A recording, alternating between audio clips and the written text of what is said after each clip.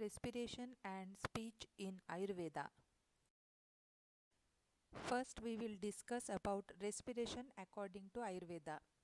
Ayurveda has given a lot of importance to concept of respiration, as respiration is the source of prana in a person.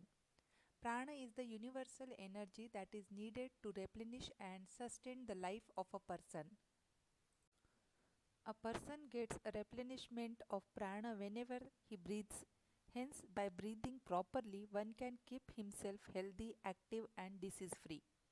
Ayurveda has explained pranavayu as the important type of vata responsible for the respiratory function.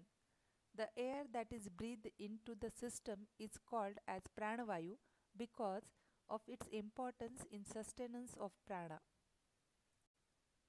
नाभिस्थ प्राणपवनः स्पृष्ट्वा हृत्कमलान्तरं कण्ठात् बहिर्विनिर्याति पातुं विष्णुपदामृतं पीत्वा च अम्बरपीयूष पुनरयाति वेगतः प्रीणयन् देहमखिलं जीवयन् जठरान्नलम्. Sharangdhar explained the respiratory physiology in the context of pranavayu. The process of movement of pranavayu according to Sharangdhar happens in the following sequential manner. Firstly, the vayu starts from the region of Nabhi and exits out through the throat after travelling through the cardiac region. Pranavayu replenishes itself from the Vishnu Padamrita, means atmosphere or horizon, and returns back to the body. During its course of circulation in the body, pranavayu maintains the digestive fire of the body.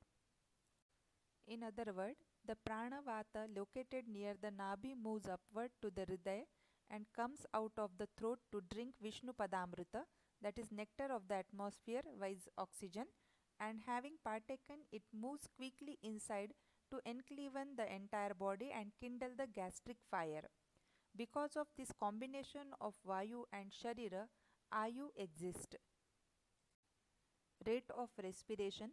Ayurvedic literature does not discuss the rate of respiration, but other ancient literatures provide a scientific calculation on this topic. Shatapatha Brahmana has described the number of respiration in a day and night, that is in 24 hours, like Shatam Shatani Purushaha Shatenashtau Shatayanmitam Vadanti Ahoratrabhyam Purushaha Samena Tavat Krutvaha Praniti Chapaniti. The calculation of the earlier verse may be as Shatam means 100, Shatam Shatani, that means 100 into 100, 10,000, 10,000 plus Shaten Shashto means 800 is equal to 10,800 prana, that is inspiration. The same figure, the same number is also for apana, that is expiration. Prana and apana in a day, that is ahoratra, means 24 hours. It will be 10,800 plus 10,800 equal to 21,600. Now 21,600 in 24 hours means per hour it will be 900, means 1 hour consists of 60 minutes. So 60 minutes 900 respiration will be there.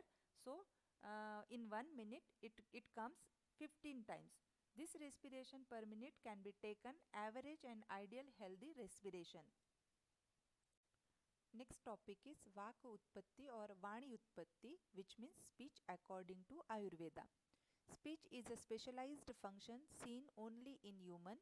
Speech occurs as a result of the movement of organs of speech under the influence of Udanavata. Speech as a specialized motor function is possible due to Vata dosha.